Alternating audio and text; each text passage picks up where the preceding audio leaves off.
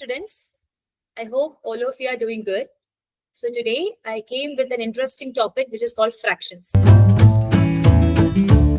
So fraction is a very interesting and important concept of mathematics as we started to study in grade 3 and we continue to study throughout our school years in mathematics. And crucially in class 6, we are going to explore more and more complex concepts of fractions and operations of fractions such as addition, subtraction, multiplication, division, and more other concepts of fraction. Do you remember the definition of a fraction? Yes, it's very simple. Okay, so here you can see fraction is called a part of a whole.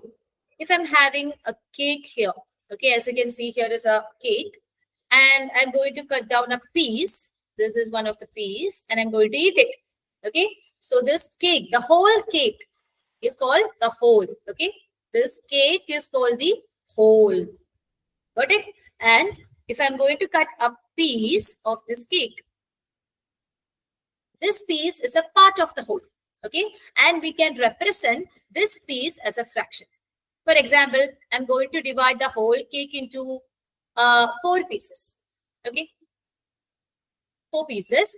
And if I need to represent this single piece as a fraction, okay, so total I'm divided the whole into 4. So the denominator is 4. And I only taken out one of the pieces.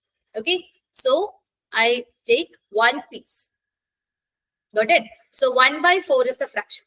So I can represent this cake piece or part of this whole into a fraction. That is 1 by 4. So a fraction number, generally we represent it as P by Q. Okay. This is P by Q. P is called the numerator and Q is called what? The denominator. Okay. So a number is having a numerator and a denominator is called a fraction. And that's it. And let me introduce myself that I'm Kartika Lakshmi. And my aim is to develop a love for the mathematics subject and to, improve your mathematics skills and fundamentals. So that's all about today. Thank you. Have a nice day.